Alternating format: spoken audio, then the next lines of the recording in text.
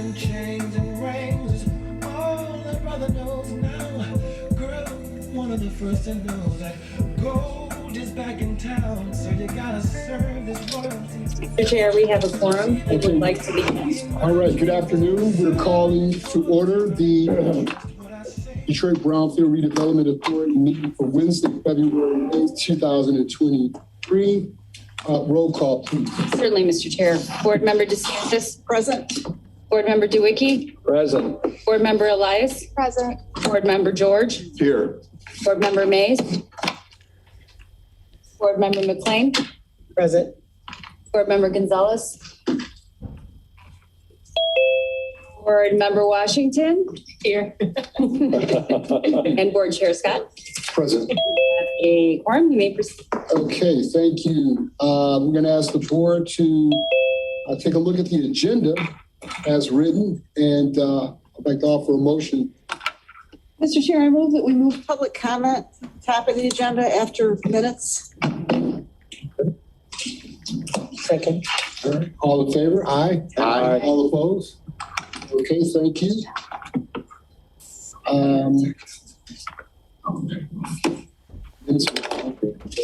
So we're going to ask the board if you're so kind to take a look at the meeting minutes from, I believe it's January 30th. And then please state your pleasure. So moved. Second. All in favor? Aye. Aye. All opposed? Same sign. Okay, thank you. Mr. Chair, can I don't know if this is the right time to ask this. There was a slideshow handed out and given during this meeting. Could I ask that this be added to the minutes, and in the future that when we have these kind of presentations that they be included in the minutes? Is that a reasonable thing to ask for? Duly noted, so we will instruct the administration if you be so kind to add. Certainly, Mr. Chair. Thank you. So we're going to entertain public comment. We know that there's a lot of interest in this project. And so recommendation, I know that this is in terms of the ability to comment. We have Zoom, and then we also may have people in person. And so we want to make sure that there's a orderly flow of this is done. So if the administration has experience, if you have a recommendation, please. Mr. Chair, we names the folks who are in person public comment. I recommend we begin with them first and move on to the online public. All right, that sounds good. How many do we have in total? Yeah, we haven't made an announcement yet, but one person so far that's present has indicated they'd like to speak during public comment. But it would probably be appropriate for you to make a call once again, just to let everyone know. And if I may, Mr. Chair, should designate a time?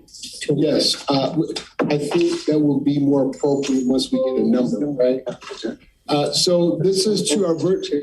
You have to make a statement for how many minutes you'd like to, or the amount of time that they would have to give public comment for.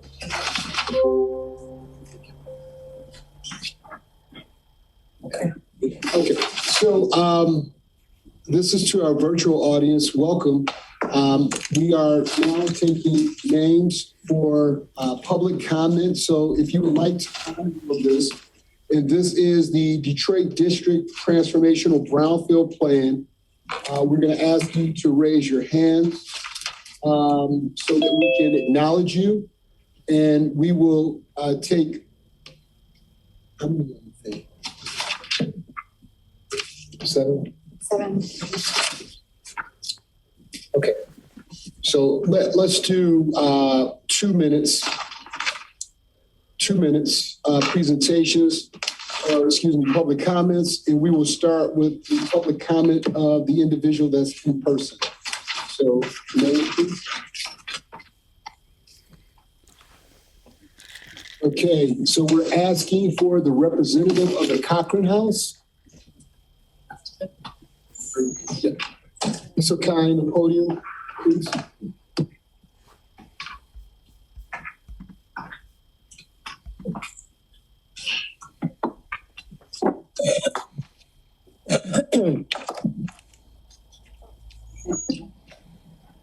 Okay, so this is 2 minutes. Good afternoon. My name is Kevin Moore. I'm with the Carbon House.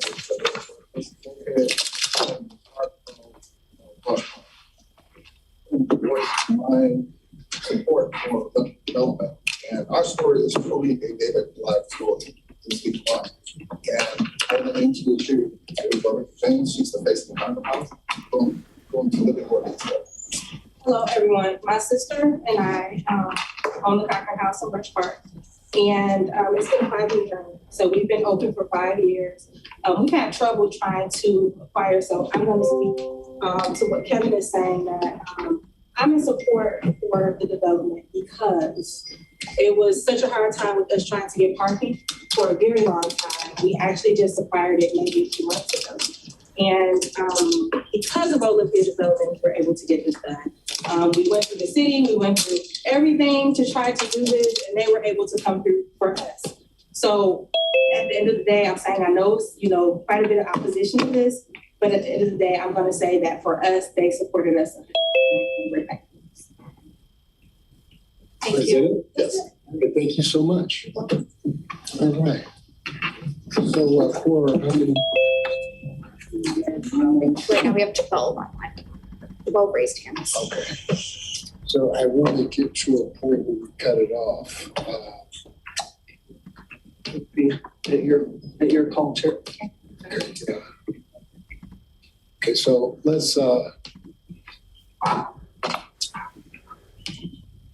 give it 5. We're going to give it 4. We're going to give it 5 more minutes, and then we'll cut it off. Right now, we're at how many? 12. We're at 12 participants, and we're doing 2 minutes each. So I think that's only fair and considerate of all of our time if we are to do that. So, Mr. Chair, just for clarification, are you saying we allow 5 more minutes for folks who raise their yes, hands? we're going to cut it off. Yeah, in yeah. 4 minutes now. Okay. All right. Someone going to navigate that for us?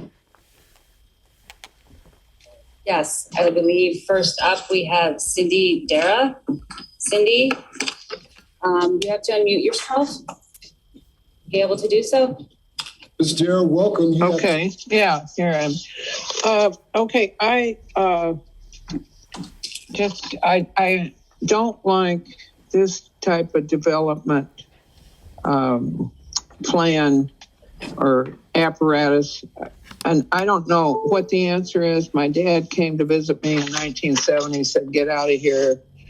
And this is a dying city, and they're a businessman who would invest a dime here. Well, that was, close after the rebellion and the white flight from the city. And when he went down Grand River and saw everything demolished. And the thing is that you've been demolishing, the government has, since 70s, I've noticed. When I started paying attention, you demolished anything that was an open structure. You have a red sign on the door and said, if you don't close it within 30 days and show that you've kept your building closed, we're going to come and demolish it. So we lost a lot of housing stock, and we still are losing stuff, I'm sure, that's structurally sound, but somebody just doesn't want it because it's open. And this is not working. And when you build new stuff, it's going to be smaller and smaller. So you're going to be moving people, probably keeping the historical stuff. The bigger units will be for more people that have money. And the 35 years, I guess, is usually what they have for affordable housing. That doesn't guarantee that it'll stay affordable in 35 years. And I'd like to see more co-ops and more public housing and subsidizing the mortgage rate instead of that's what they used to do. So the rents in the whole building were affordable to people when they were built by co-op services. They built the one on Stimson between Woodward and Cass. And they built it so it could be taken care of. But this dishonest Irish guy. That is your 2 minutes. We're going to have to end it now. Thank you. Next. If I may, Mr. Chair, we have 2 more minutes on Zoom to indicate whether or not you'd like to provide public comment. Okay, so 2 minutes. The floor is open for 2 more minutes for those of you that would like to provide public comments. We will be closing again in 2 minutes. Yep. And up next, we have Theo Pride. Mr. Pride, Theo, you have to unmute. Okay, you got it. you have 2 All minutes. right. Mr. Pride, thank you. All right, Theo Pride, Detroit People's Platform. I'm gonna just get right into it. The Illiges and Stephen Ross are some of the richest people in this world. So why is one of the poorest cities in the country paying them to do anything? As I'm sure you probably all know, the people have spoken on this matter. And what we said loud and clear in the public hearing is that we do not want our public money financing a project that will not benefit the average Detroit resident. Now, let's look at some of the facts. 50% AMI affordable housing for this project does not help the people in the poorest tracts in this impact area that have a median income of $17,000 and $28,000. These people will be displaced. Facts. The vast majority of the 6,000 jobs, permanent jobs that will be created in this project will not go to Detroiters. That's facts. Millions will be diverted from the library with no reimbursement. 200 million will be diverted from our schools, and even the so-called reimbursements that's made, that's by us with our public money, not from the billionaires. The point is that these billionaires do not pay their fair share to our children, students, seniors, and Black families. Like we all said Monday, publicly financing the district Detroit will hurt majority Black Detroit. Now it's your turn to listen and tell Olympia and Related that. Thank you. Thank you so much. Next. Next, we have Mr. Bill Hickey. Before Mr. Hickey go forth, the floor is closed for comments. What is our total? We have, 1 second. 12. 12. And who would be the last? It looks like to me, Adam. Adam? Okay, so Adam would be the last person to provide public comments. We are closed. Who's up now?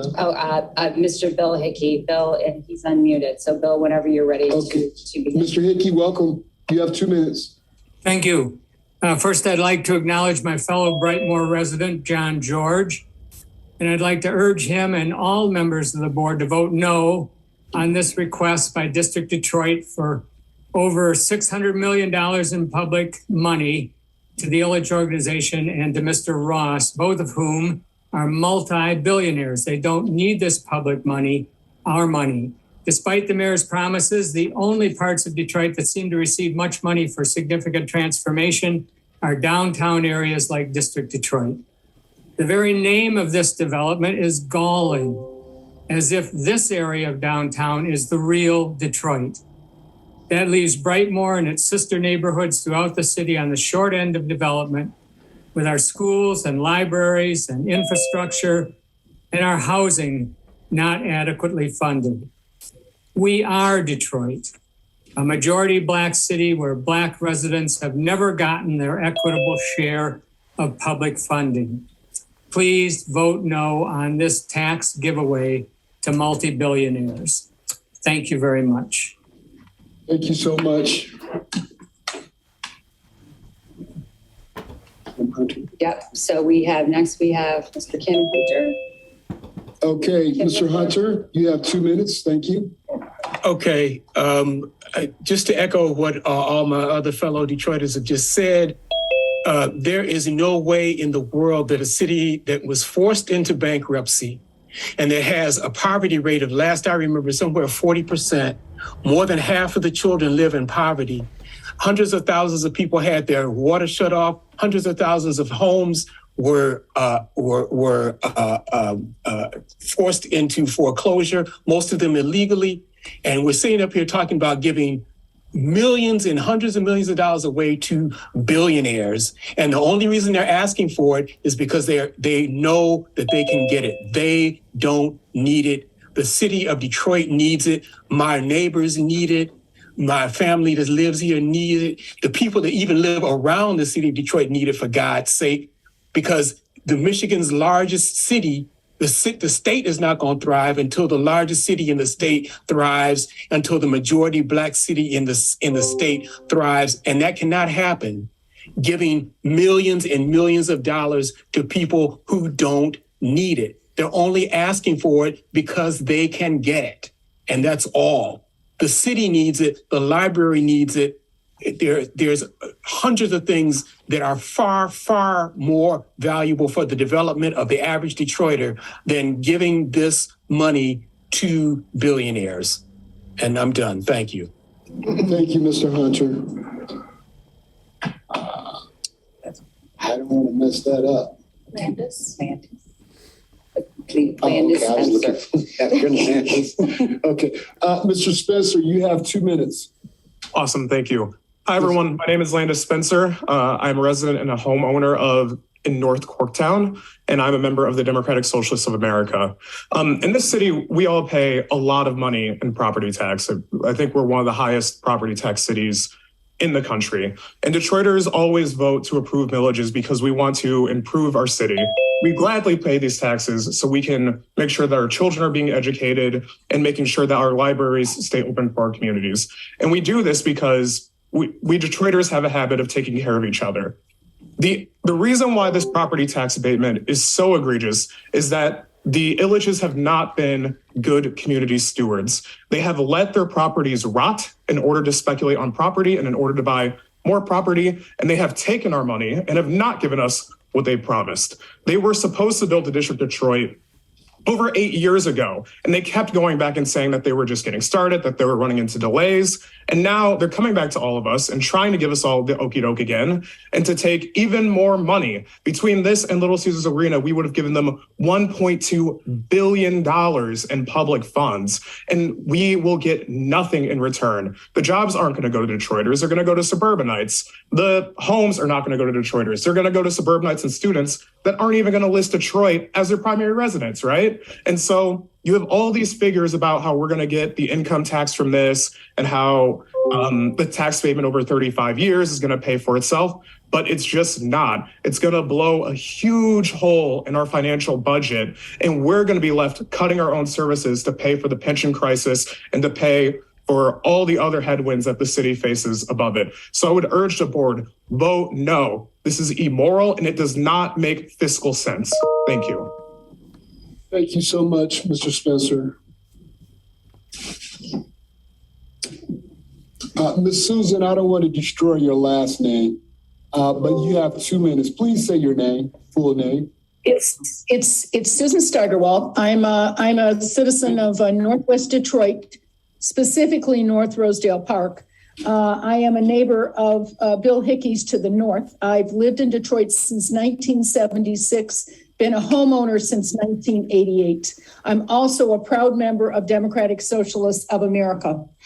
I want to talk about a couple things. I see first that this is public funds giving private developers money. It's unethical for the Illiches and Ross to get $660 million at a time when we have 19,000 Detroiters whose properties are slated for tax foreclosure. That would cost a total of $35 million. That's a much better investment in keeping the city stable and keeping Black majority Detroit. We can also talk about how much funding the libraries need and how much they will be losing with this, as well as extras and funding for the Detroit public schools. I really think this development is upward wealth distribution, taking away from the institutions of Detroit and giving those resources to billionaires. They don't need them. The city of Detroit, the people of Detroit do. I cede my time. Thank you so much. Next, we have Chris Gilmer. You have 2 minutes. Hi, can I be heard? Yes. Hi, my name is Chris. I'm a member of the Detroit Democratic Socialists of America and also a lifelong resident of District 2 in Detroit. I'm also speaking in opposition to these proposed tax giveaways and asking the board not to recommend approval for these tax breaks. I'm specifically responding to a point that was made in the in-person public comment. What we've seen at these meetings consistently is not just small and private opposition.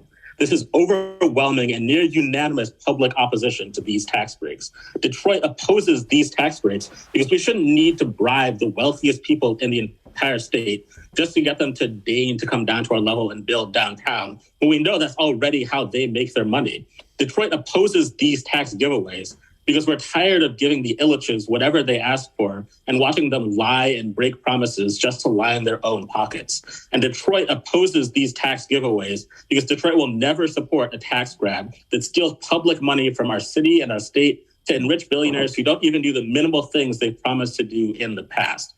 We know from the track records of these specific groups, these specific families, and these specific developers that even the minimal things that they've promised aren't necessarily going to happen. We also know from their own presentation that their promises aren't enough. Their standards for affordable housing aren't affordable for Detroiters. They're asking at a minimum close to $1,000 a month. That's just not something that people in Detroit can actually afford.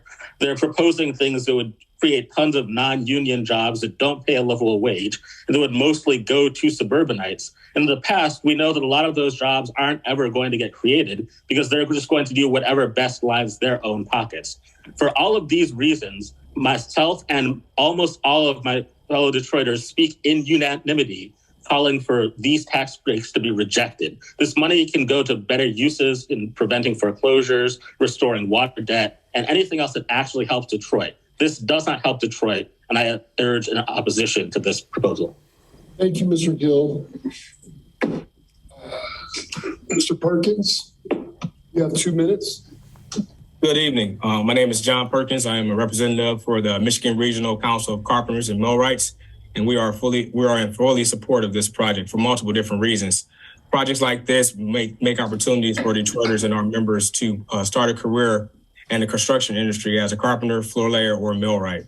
And with those career opportunities that this project will allow, will give our members and the men and women that we serve easy access to good paying jobs, easy access to great benefits, and as well as when they get ready to retire, they can retire in dignity.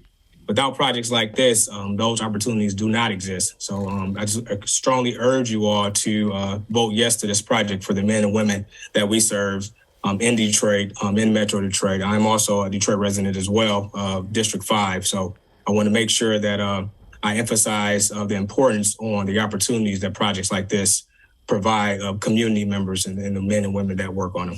Thank you so much. Thank you so much, Mr. Perkins. Mr.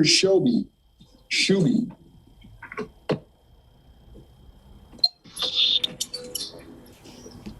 Can I be heard? Yes, sir. Welcome. You have 2 minutes. Okay, my name is Robert Shelby. I'm gonna try to be brief. I'm totally against this, using any public funds to further move any more public funds to the villages or any of the. I think we should stop all of them. Period. I'm just gonna go in this direction though. The villages have had all opportunity in the world to step forward and show what they wanted to do for this city. We're still taking wealth from the communities out here and putting it in this downtown district. It makes no sense. The ideal of this project would be great if you put all those incentives in and add some more, and it's totally funded by the people who are going to benefit from this. This is a big gamble. I don't know anybody who goes and gambles, and whether you're a gambler or not, and you go and gamble $600 and something million on the possibility it may happen.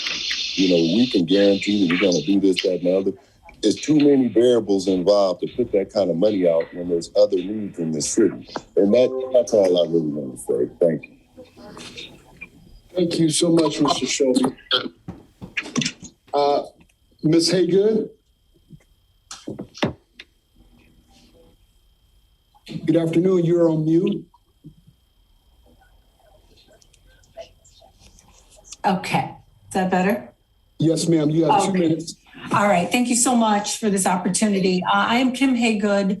have worked since 2016 in the capacity of property management agent for developments for Olympia Development.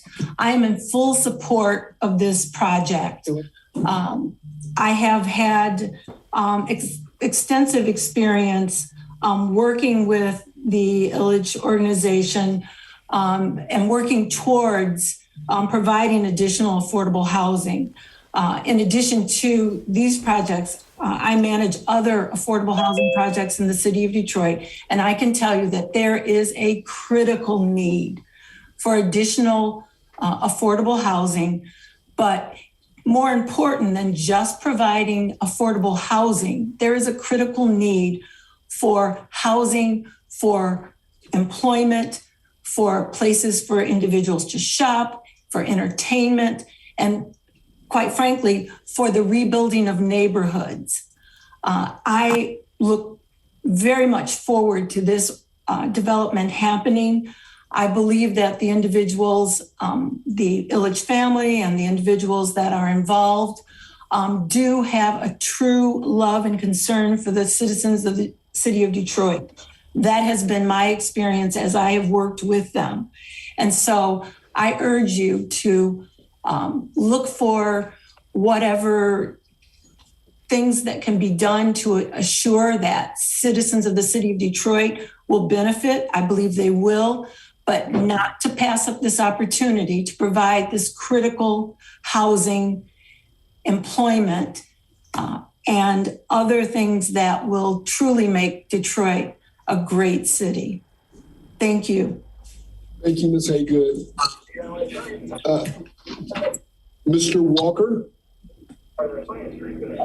You're on mute, Mr. Walker. Yep. Hi, thanks. Gary Walker. I'm a member of the Metro Detroit Democratic Socialists of America, recent Detroit resident, and I'm vehemently opposed to this cash handout. We've given enough money, more than enough money, to the Illiches for these projects. They've broken too many promises made so far, and another giveaway of public funds certainly won't encourage them to bother keeping them. They got plenty of money and no right to siphon money from people and services who more desperately need it. We got an imminent housing crisis with thousands of Detroiters facing tax foreclosure and grossly underfunded public services like the schools and the libraries. If we're going to cut a check this big, cut it for the schools, the libraries, the people and the families who need it. I see the rest of my time. Thanks. Thank you so much, Mr. Walker.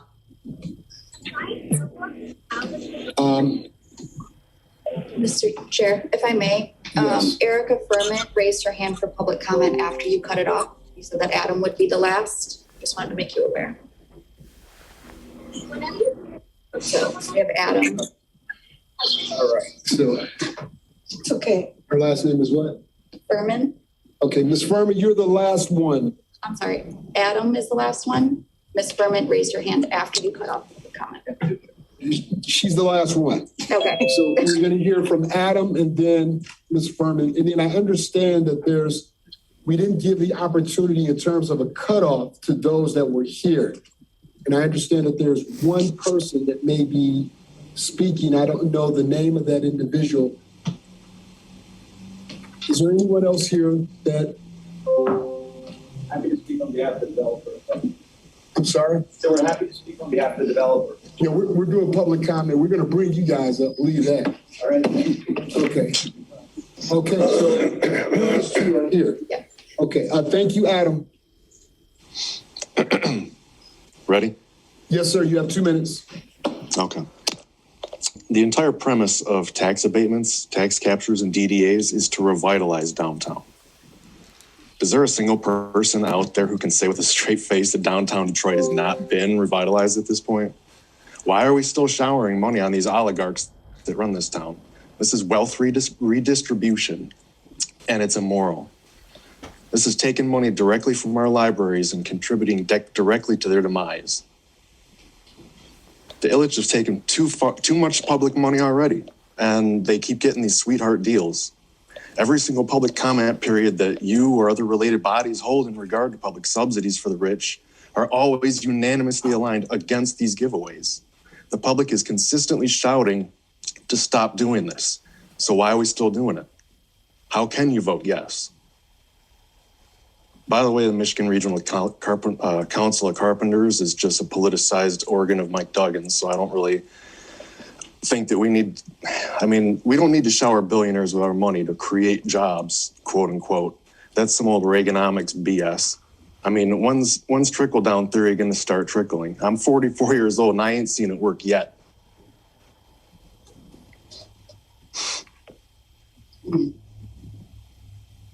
The end.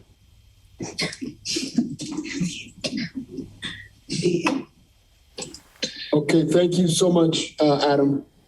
And we have our last, Erica Furman, I believe. Hello. Okay, you have 2 minutes. Thank you. I appreciate the chance to speak. I'll try to be brief. My name is Erica Furman. I'd like to come out against this proposal. It's possible to be pro-development and pro-housing and be strongly against this particular poorly conceived idea. This is a cluster of ideas and only a few of them are being emphasized. Yes, low-income housing is an excellent idea. However, the proposal is also suggesting that we build over 1 million square feet of office space in downtown Detroit in the middle of an office rental crisis, a crash in the market, the rental market. There's no shortage of office space currently. I'm the reason I was late is because I'm working from home. The call is on Zoom. This is a real thing that is happening, and it's a shift in the market, and it would be a very, very poor investment on the part of the city to take such a large amount of funds and direct it to a very risky endeavor. That's all. Thank you. Thank you so much. Okay, that concludes our public comments. Board, what I suggest is that we receive an update from the developer. I would also like to bring Mr. Polson in regards to the scheduling, as well as if we can hear regarding the update on the CBO. Okay, am I missing anything? Because like any comments on the update of the Brownfield progress? And of course, the Brownfield progress, yes. Let's start with the Brownfield progress, and then we will hear from the developer. Thank you, Mr. Chair. So the plan that you have in your board packet, I did want to let the board know that is just slightly different than the last packet. Brownfield plan that the board looked at is just cleanup.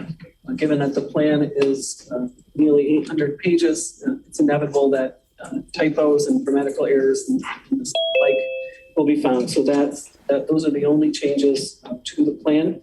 And then as far as the process, so after this board met during the special meeting on January 30th, that was rescheduled due to the snowstorm, the Community Advisory Committee met right after 5 p.m.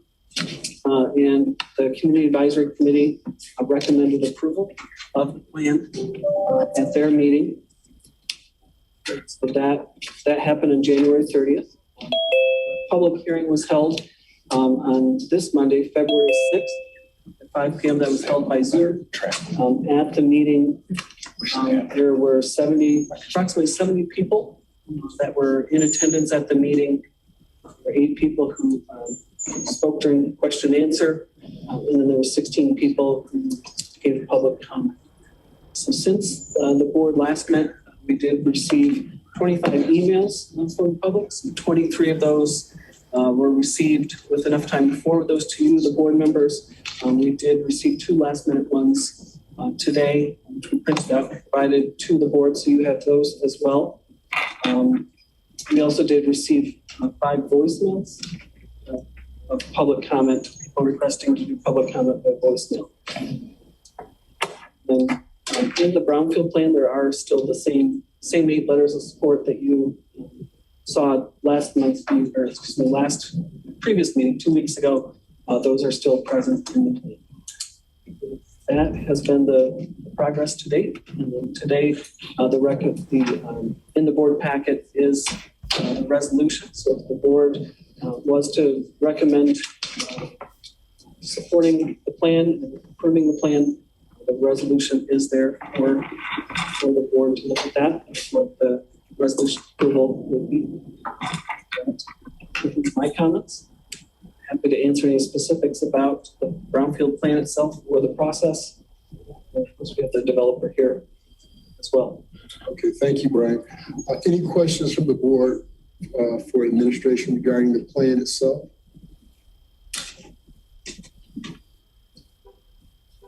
All right, thank you.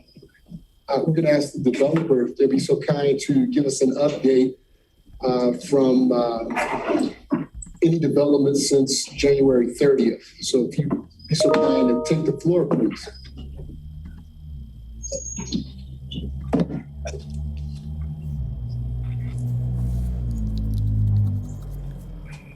Please introduce yourselves for the record.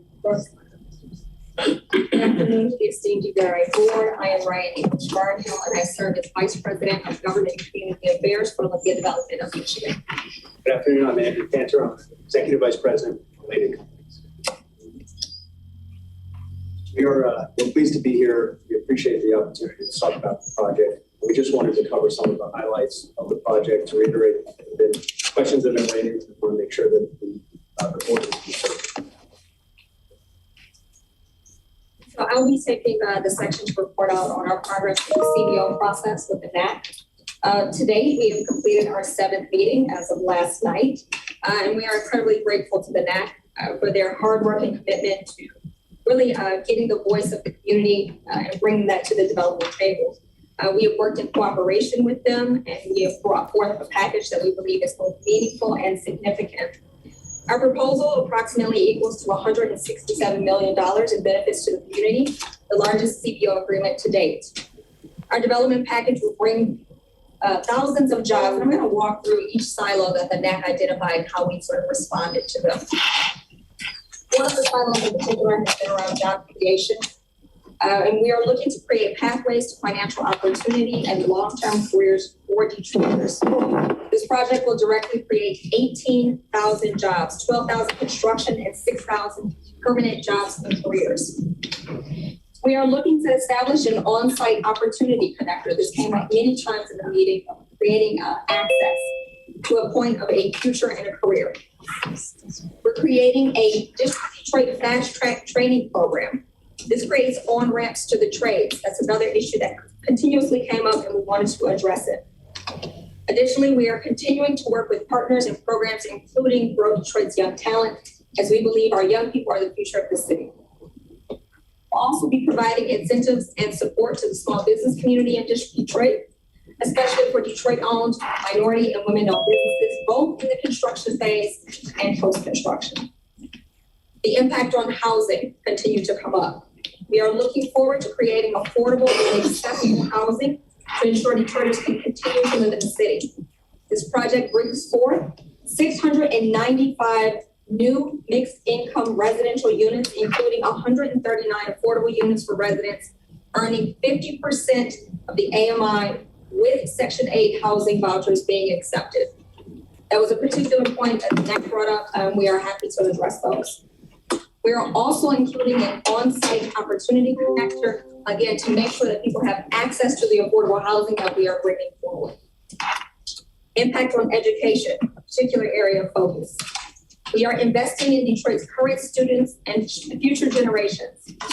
We look forward to supporting current students at Cass Tech, making a significant investment to their community.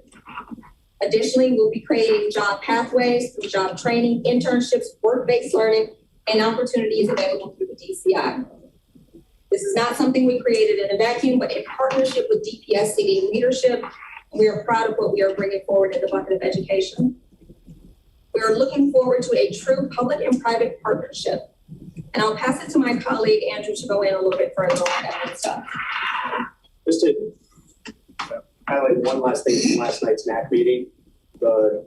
At the end of the meeting, the board, or the community advisory group made a motion to take our proposal forward, and I think the board was reduced it to writing in an agreement with the parties. So to the extent there were questions, it has not been voted on. There's clearly more that will be done, but for everyone's awareness, I know that was a question that came up about where are we in the NAC process, that there was a vote that was unanimous to move it forward based on the proposal that Ryan sort of described to some level. So in terms of that public-private partnership, we are providing, as private developers, 99% all of the financing for this. We are making the investment. We are taking the risk on this up front. We are the ones, other than the $50 million of DDA funds that have been talked about, there's $1.5 billion of private capital that we brought to bear to make this project possible. That risk and that judgment around what the right mix of uses are, and that live, work, play environment that we think is critical for downtowns being strong, and for people coming back to work and supporting retailers, coming back to the office and supporting retailers, and also being able to live in the same area where they work and shop, and being able to do so whether you have an income reflecting an office job, which might be $100,000, or you're working in a hotel job, which might be $40,000. We want everyone to be able to live and work in this. And that is what we're reflecting in this plan. That's why the affordable housing levels that we're targeting are sufficient to meet at 50% AMI the average Detroiter, because it reflects the average income of someone in Detroit. And without the dollars that we're investing and without the project moving forward, there are no dollars at the end to be reinvested into the city. Right? The net benefit that we're talking about, that doesn't exist without these dollars being invested up front in the project moving forward and your approval. Right? This is unfortunately, a circumstance where the dollars are being talked about don't exist right now. Right now, the properties we're talking about generate $250,000 a year towards the general fund. That's it. And so the question is, do you take the $250,000 a year and leave that alone and sort of say, that's good enough? Or do you say, we're going to do something that allows private sector investment of $1.5 billion, and on the back end of that, once those projects are built, we actually deliver the projects that we're saying we're going to build, then the city stands to receive in the first years $10 million annually in the general fund, $250,000 annually, to $10 million annually, and to grow from there. So that's the question we think before you, and that is very much why we hope that you will support us in this project and us moving forward to the next stage. Thank you. Please stay for a moment. We're going to have, I'm sure the board has questions. I noticed that we have Ms. Edwina King, who's a part of the NAC. Would the board care to hear from her? Please. Ms. King? Hi, good afternoon. How are you? Oh, I'm well, and thank you, Chairman Scott. So I just want to clarify, I am not a member of the NAC. I serve as the Associate Director of Legislative Affairs and Equitable Development for the City of Detroit's Planning and Development Department. It is under this division that we facilitate the process and work alongside the NAC, serving as staff. So I just wanted to clarify that. Thank you. Could you add any insight to what has been stated in regards to the progress to date? Yes, thank you. So first, again, bringing greetings on behalf of myself, along with my colleague, Aaron Goodman, who is the manager of the Community Benefits Ordinance process. He's joining us today as well via the audience. And so just wanted to share, in addition to, so the NAC has worked very assiduously as well as arduously towards coming up with their impact list for this particular project. In addition to the 7 meetings that Ms. English Barnhill spoke in relation to, they've also held working sessions with one concluding today at approximately 11:30 a.m.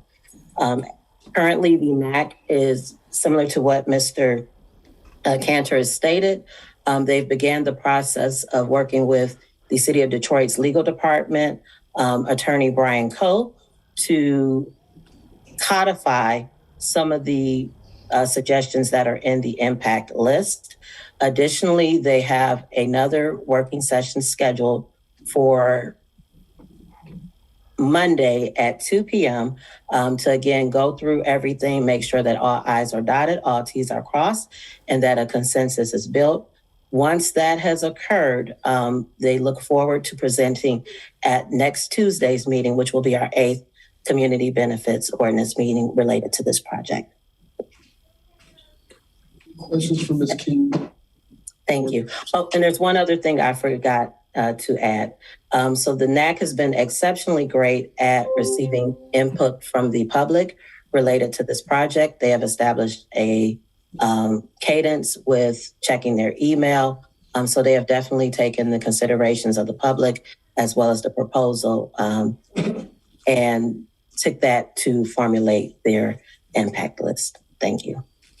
Thank you. Any questions for Ms. King or anyone? Okay, thank you, Ms. King. Any questions for the development team? Okay, Maggie, please. Thank you, Mr. Chair. Can you please break down more specifically characterized as 167 million in benefits in these various buckets, and give us a sense of how you value where those dollar signs come from. Maggie. We have the notes. Looks like I may be right there. I'm happy to read it and go through it. I don't have it. Okay, so I'm looking at the screen, and that's okay. This is from the NAC. It's from the NAC presentation last night. I'll work on it. We're working to pull that up.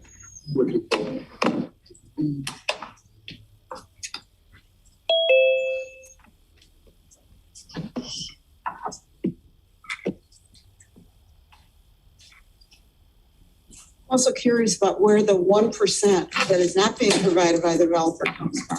I think you said you're providing 99% of that value. And the remainder is the $50 million, approximately $50 million from the DDA. From the DDA. The part that was pulled at the NAC meeting from your total. No, this is included if you find the chart. So that was going to be my comment, if I can, Mr. Chair. Please. I just feel like I attended the NAC meeting via Zoom last night, and so that's why I have the slides here that you presented. And so of the 167 million, 49 million of that comes from the 2 DDA grants. So from the developer. Personally, I think it's a little bit disingenuous to include the 49 million from DDA as something that's coming from, as a benefit that's coming from the developer. Which is why you're not saying that 1% is not being provided by the developer, correct? I'm sorry. What I'm trying to be clear about is that Go ahead. Of the $1.5 billion, there's a portion of it, which is $50 million, which is 1%, less than 1% of this total that is represented by the DDA investment. Everything else that we're talking about, private sources, none of it is coming from the city's general fund. So you're right. And then in terms of the programs, thank you for pointing this up. In terms of the programs that are that we're laying out, a portion of the $167 million does include city commitments and contributions, such as the DDA portion, which is consistent with every one of the CBOs that we have seen and that were presented to the NAC. So the NAC set a target of $50 million, comparable to the other CBOs that have been presented and agreed upon, the other CTAs that have been agreed upon, and those all featured city and other public support in them. So on an apples to apples basis, we include that, but we also are very clear on the next slide to break it out and be extremely explicit about the fact that we're including them. There's no secrets here. This is exactly how every CBA in the city has proceeded.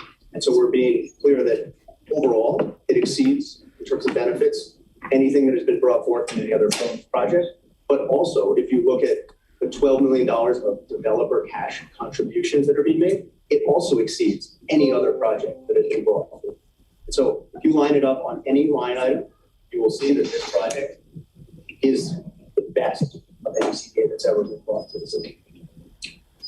Maggie, if you don't mind, Mr. Paulson, could you confirm that? I'd be glad, Mr. Scott. Chair, may I sit? Yeah, would that be better? Please introduce yourself for the record and also again for the board. Thank you, Mr. Chair, for the invitation to speak. My name is Luke Polson. I'm the Deputy Group Executive for Jobs and Economy in the Mayor's Office and a very active member of the Mayor's Office in the community process. So I wanted to offer a bit of a clarifying note and further explanation around the role of the city-funded and DDA-funded benefits in the calculation and the package of the CBO. As Mr. Cantor noted, there's plenty of precedent for this. And we took time with the Neighborhood Advisory Council, I believe, on the 24th meeting, maybe the 31st, really exhaustively walking through the ways in which different CBO agreements to date had, in some cases, leaned more heavily on sort of financial and program-based community benefits versus more sort of qualitative, in-kind value type benefits that developers deliver. And in plenty of cases, there were commitments memorialized in the community benefits agreements that came from the city. The most prominent example of that is the community benefits agreement for the FCA project on the east side of Detroit, where a number of the home repair programs in particular, other workforce dollars that came from the state of Michigan, and other programming were actually public funds that were combined with contributions from FCA to arrive at a very substantial and kind of cost leverage community benefits package that maximized the impacts on benefits for residents. So in this case, the DDA board, pleased to report, back in January, approved about $48 million of funding for affordable housing, the first ever use of this new tool, and then support for infrastructure reimbursement, but for an infrastructure program that is overwhelmingly focused on public realm investments. And by that, I mean public parks and sidewalks and streets. So not private infrastructure or on-site infrastructure, investments in the city in public spaces. So through a public-private partnership, using DDA dollars for reimbursement. So the community benefits agreement proposal that the NAC has sort of thrown its arm around contemplates a role for the NAC in helping us design the public spaces that would be funded with those DDA dollars, and really, make sure that that investment integrates with the priorities that the NAC identified. And then secondly, there's been a very robust conversation about how the DDA's investment in affordable housing here is unique because it is a unique use of DDA dollars, and how the developers here are with that co-investment, definitely, because that kind of funding is necessary to create affordable housing at this level of affordability, is getting a contribution. The overall community benefits package is therefore sort of factoring in that contribution from the DDA because of the DDA's investment to create what I kind of consistently characterize as a public good, right? Public housing is, or public affordable housing is kind of the consummate public good. And so between what level of affordability is unlocked by the public investment, what amounts of investments come from the public realm because of the DDA's investment, that is the biggest slug of sort of financial support on the public side that's coming. Are you satisfied? No. Okay. I can't, first of all, I can't see that presentation. And I want the developers to break down by number, by category, what those numbers mean, and to what extent is each one in kind, right? Valued as in kind versus cash from the developers. We broke out cash as $12 million and the targeted spend, which is targeted to ensure that you're spending money with disadvantaged and local businesses, Detroit-based businesses. We set a target of $100 million on spend, which was responsive to what we had heard from the NAC. The ask was to be just devote 10% of the hard cost spend to this. And that's what we did. $1 billion roughly of hard costs we were spending. We're committing that's what we're targeting, $100 million. So that's included. So we're getting copies made, Maggie, so you can have it right in front of you to see. So, I'm sorry, forgive, I'm just a regular everyday person. 100 million is the required spend, you said. 100 million is a target that we've set for spending that's specifically for disadvantaged businesses. Right, and how much, and you said 12 million of developers' actual cash. So how much of that 100 million is actually coming from the developers? 100 million of it. The 12 is on top of 100 million. So okay. So we're saying there are things we're going to spend money, but not what the NAC has said to us. They said you're going to spend money on things as part of this. You spend $1.5 billion, let's say $1 billion, right? Some $5 of it. You're going to spend a portion of that somehow. Let's make sure that when you spend it in a way that really benefits Detroiters. And so that's what was asked of us, and that's what we said we were going to do. And then on top of that, there were specific items. There was a request from DPSCD to help support a new turf field at for football at Castan, critical to the neighborhood. That was the top ask we received from DPSCD, and so we said, yes, we're going to meet that. We're going to meet the request, and we're going to make a cash contribution. It wasn't in our budget to say we're going to spend. That's not something you can build as part of the 10 project we brought forward, but this is something in addition. It's important to the community, and it's been a great process. The NAC has really been thoughtful, has asked us a lot of tough questions, and dug into the projects, the impacts, and that's why it is spread across 7 different buckets or silos of concern areas that have been raised. And so we went through, heard from the NAC last week what they wanted and what was important and what they wanted to see addressed. And we went through systematically and did everything we could to meet those requirements or those requests. So could you please take us through those categories and then clarify the 1 million-ish you just named for the park, the CAS? That's over and above your 12 million, or that's part of the 12 million? Okay. If you could run through those categories. I'm just assuming if I don't understand all this, lots of people here and there on Zoom might not either. So I just want to make sure everybody's clear. That's great. It is important to us. I'm trying to be as clear as possible. So we'll just keep going through it and make sure we get it all. So the first one is deeply affordable housing. That's achieved as a result of our commitment to do it, an affordability agreement that we're signing with the city, and as a result of the TDA loan that's available, which supports that affordability below the typical 80%. My understanding, although I do not have all of the history, is that in a new construction project in downtown Detroit, this level of affordability has not been built before. It has not been built at the scale before. So this is an example of public and private working together to achieve something that hadn't been achievable before, hasn't been done before, to meet a need that in all the meetings we've had with community members, council members, from the get-go, the response has been, we need 80% before AMI doesn't need, we need 50% is where we need to be. And now we've come with it. I understand that, we understand that there's more always that can be done and needs to be done if there's a housing crisis.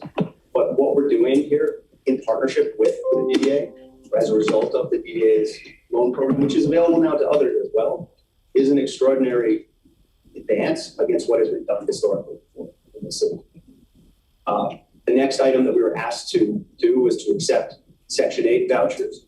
And Section 8 vouchers have the benefit of allowing people who may not have the income at that 50% AMI level to be able to afford the rents that we're talking about, which ranged in today's dollars from $700 to $800 on a studio or 1 bedroom, up to, I think it's $1,007 on a 2-bedroom unit. If you didn't have that and you had a Section 8 voucher, you could go up to any of these projects and use that voucher to be able to access and cover that difference. So that's a meaningful way to further enhance access to those Detroiters who don't have the income.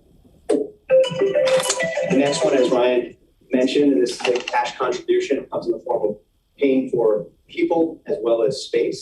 So we're planning a bricks and mortar, just to be clear. So when someone walks in off the street or walks by and sees affordable housing is going to be built there, or there's a project that's under construction there. How do I get a job there? How do I get? And this was something we heard in the NAC meetings was, that's great that you're building affordable housing, but I don't even know how to go about getting it, right? So what we said was let's actually use some of the space in the district.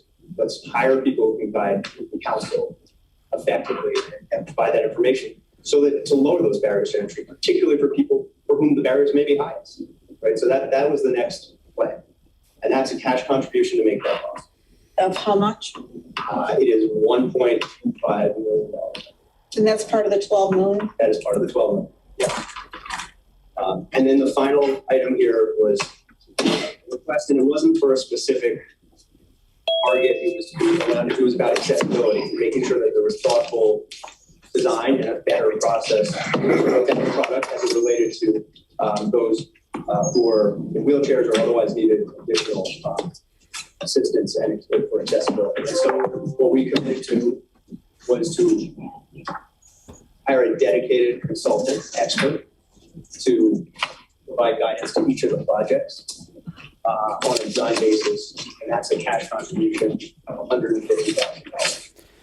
The next project, the next line item is employment.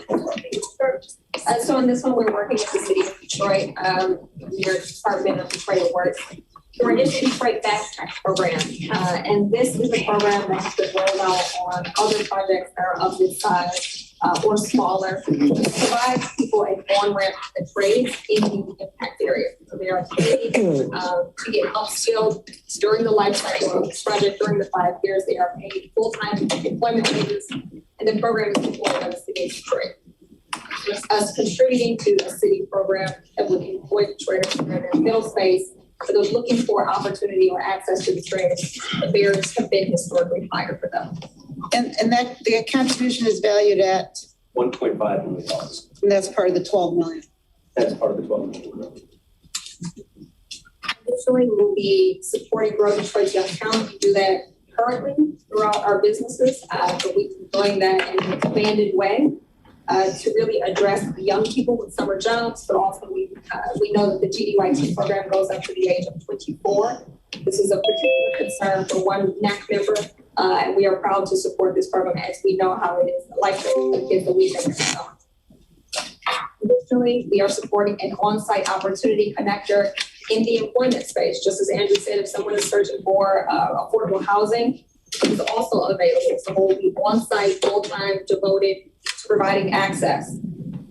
An employment barrier, we believe this is a true employment barrier reduction. We'll also approach executive order compliance and work with our contractors.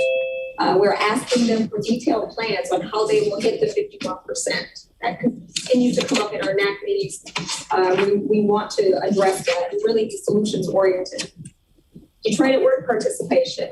We plan to use them in a myriad of ways, but really pushing out our opportunities throughout all sites through the cities to make sure that Detroiters are connected to the opportunities that we are bringing forward.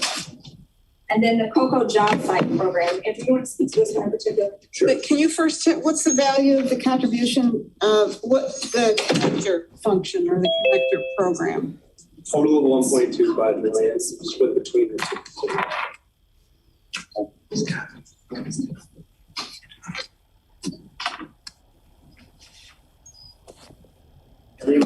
The COCO project council is a council on construction operations that we found has success in other projects in other markets to basically change the job site culture. Because what we find is that often if you are a disadvantaged person one way or another, you may find an inhospitable or otherwise hostile work environment often on a construction job site. So part of the turnover that we see, which is what we're trying to fight, I think, as a city, and also what we as developers are trying to fight, because it is not, we're aligned in it being bad for the economy, bad for people, and bad for the projects. In order to create more comfort for people and the ability for people to feel safe and valued in their work, just as I think we all are due, we've developed this program called COCO, which works on creating that diverse construction employment culture and celebrating that within the projects and job sites. The one other, did you touch on the employment? I did not. One of the requests that we received was to reduce what's perceived to be a significant barrier to employment, which is testing for legalized substances, which may otherwise, you may have used off-site or not. And it may show up on a test, and that was a concern that was raised by one of the NAC members. So we committed that as developers for our employees, we will not be testing for legalized substances. And the value of the cocoa The contribution? value of the cocoa is estimated to be $100,000. I'll break that across 10 projects. And the testing piece? Testing is it's not testing, so it's in-kind contribution. Or zero.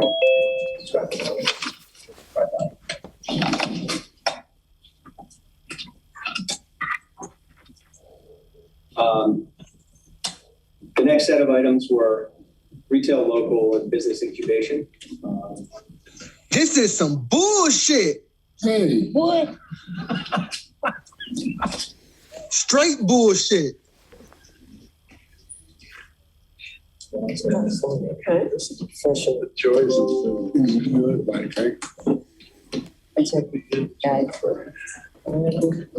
we apologize for that.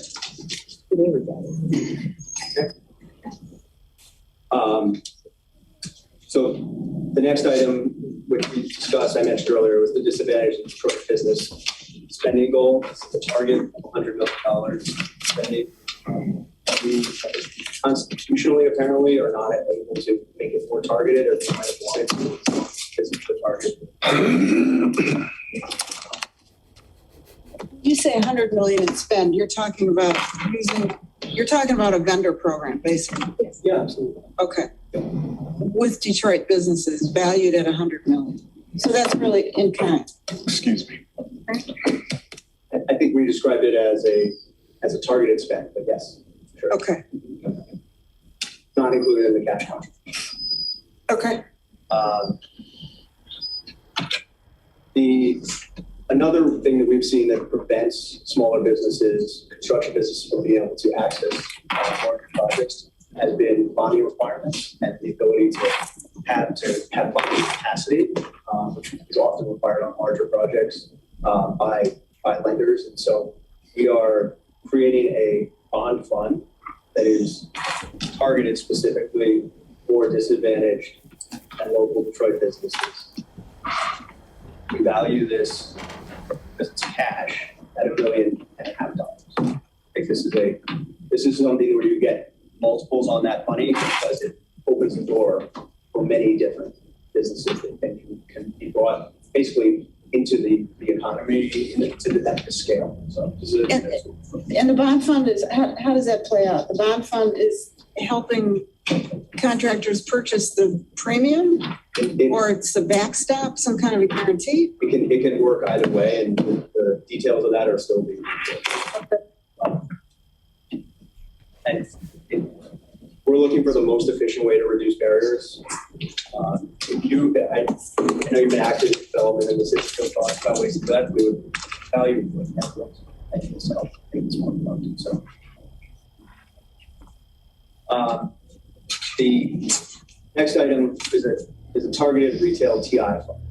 There was a request to make sure that barriers were lowered to retail access for Detroit-based disadvantaged businesses. So we have set aside a fund specifically that we will hand to a third-party nonprofit that will administer supplemental TI for build-outs in the retail spaces. This is a contribution. This is cash of $1 million. When you say TI, you're talking about tenant improvement? I am sorry. I should have made the tenant improvement. Okay. Sorry for acronym land. We're at DBRA doing the acronym. Great acronym.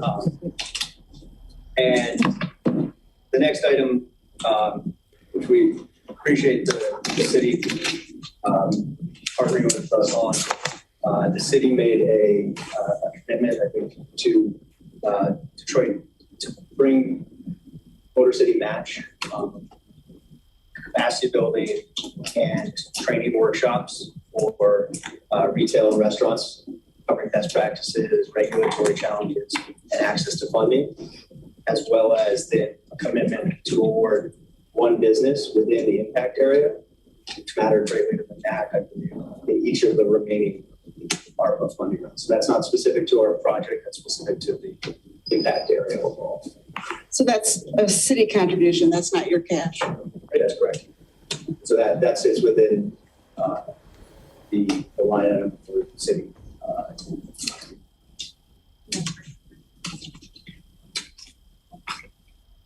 And then finally,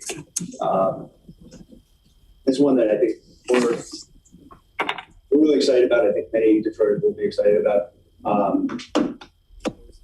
We are proposing a District Detroit co-developer program through which Olympia Development would propose to issue an RFP for at least three sites within the larger district or disadvantaged local Detroit-based developers to be able to develop those projects with additional project assistance from and support from ODA.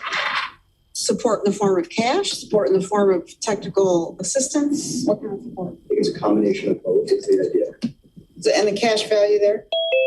1.25. That responds to a specific comment and request from the NAC about ensuring that there are other developers who are also developing in the district.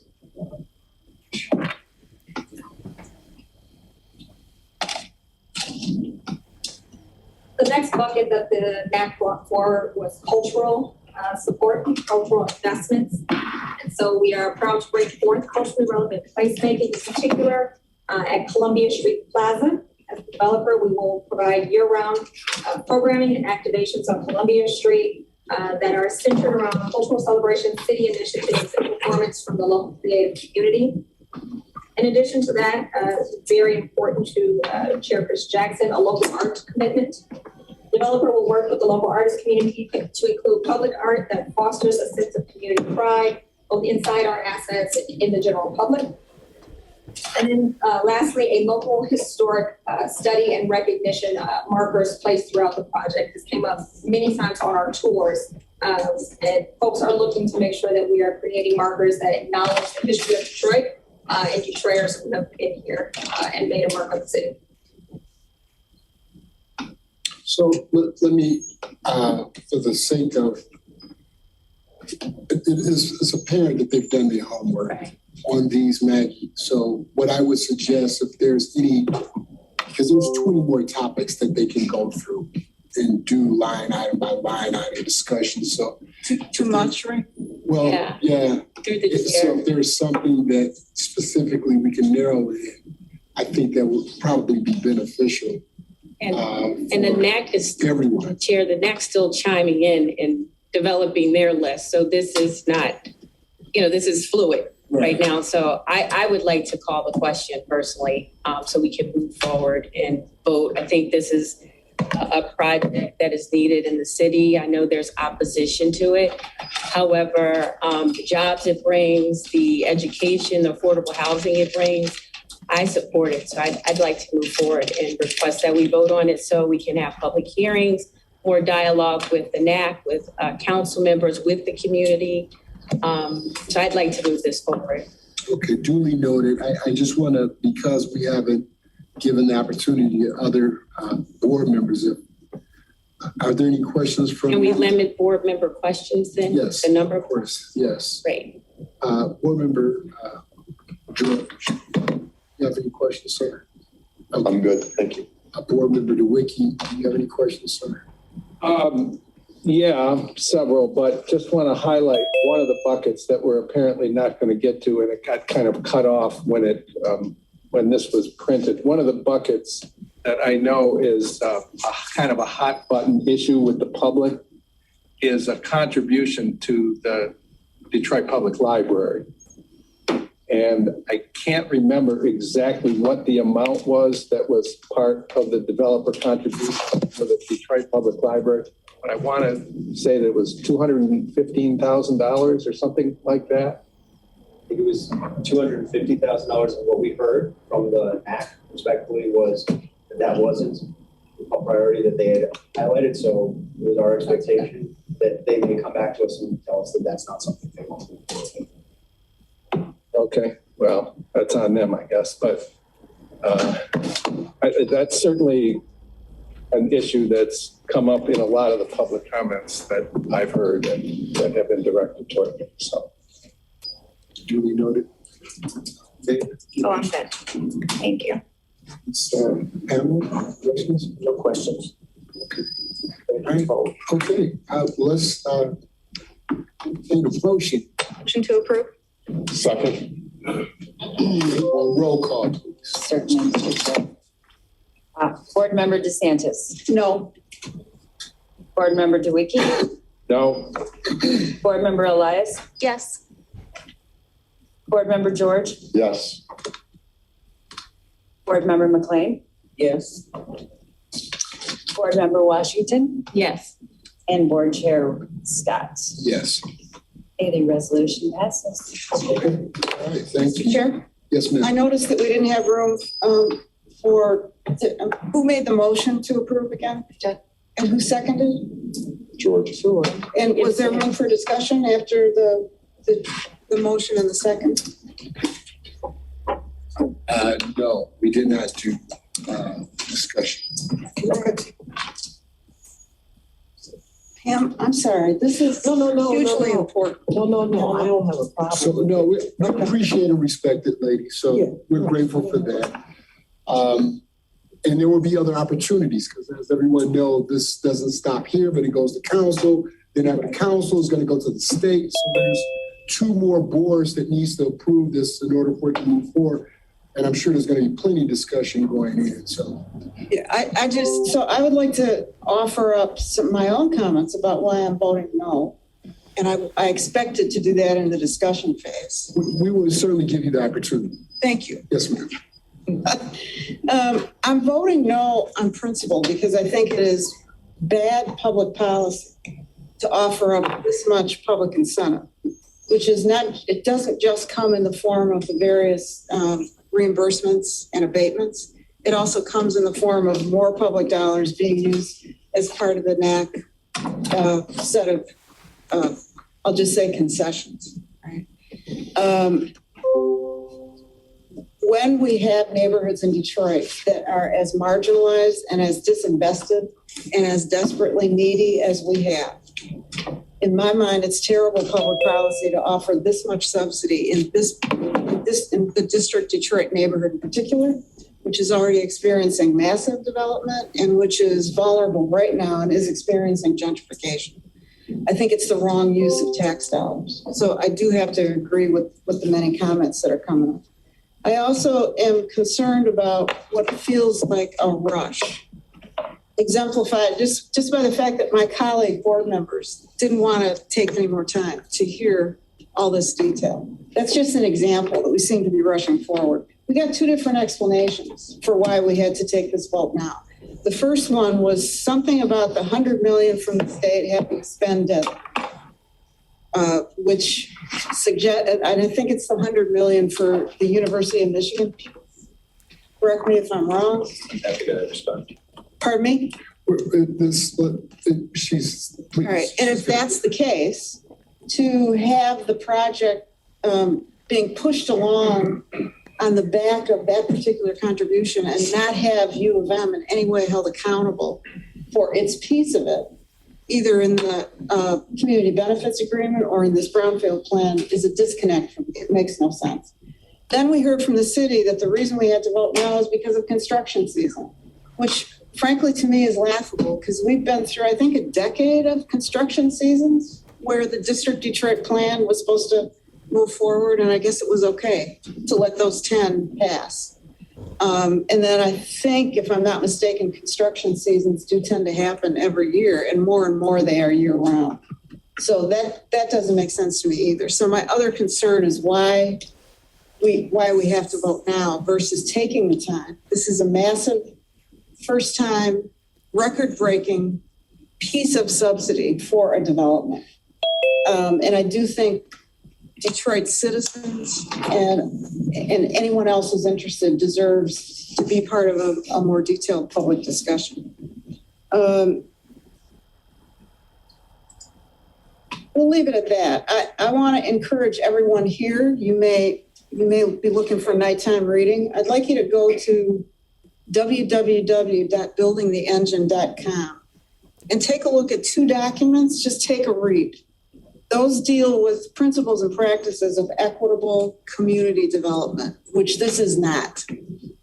So that you can understand why my vote is a principled vote based on my belief that Detroit is not currently practicing equitable development and needs to.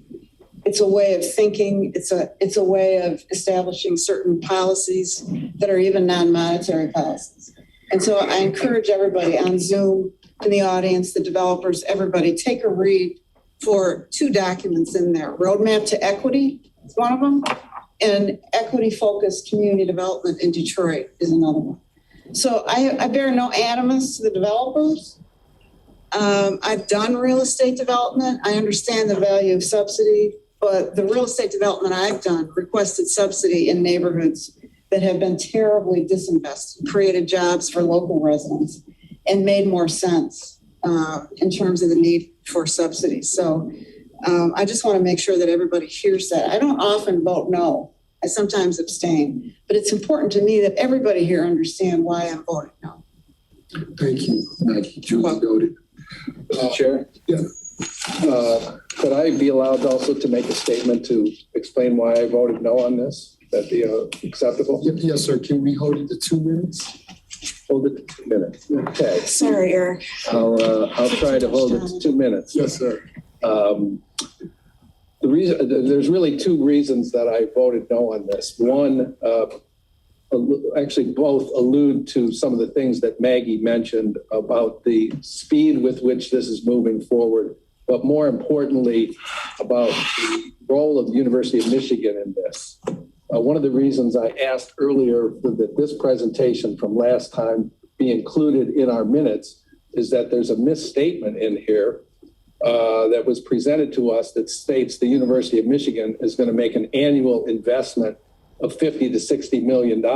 I've since found out from university people that that's simply not true, that the annual investment is $10 million and the original, their contribution to the build is $50 million. So if that is an erroneous assertion in here, I think there ought to be kind of more time to vet some of the other details in here. Also, I've learned that the University of Michigan's $50 million, I'd love to be wrong about this, is coming because they are abandoning their commitment to renovate the Rackham building in the Cultural Center in Midtown and basically, taking their money and moving it downtown. That $50 million. That's really, when Sue Mosey finds this out, certainly she's not going to be happy. And so that kind of also speaks to a market question that nobody has delved into, which is, so the cannibalizing Rackham to go downtown.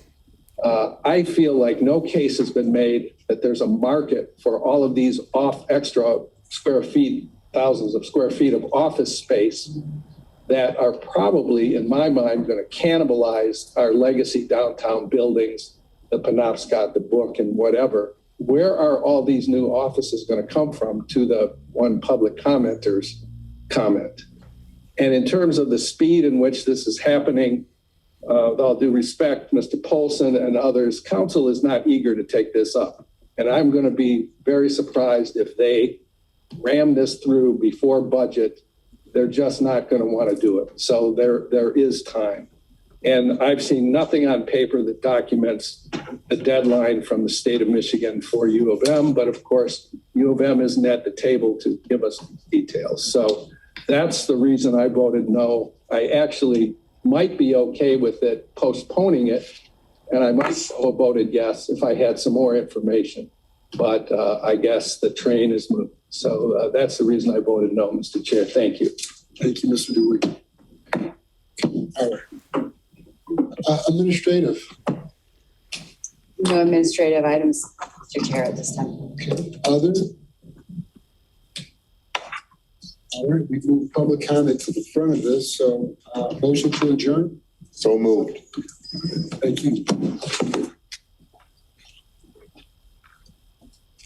We don't have to. Thank you.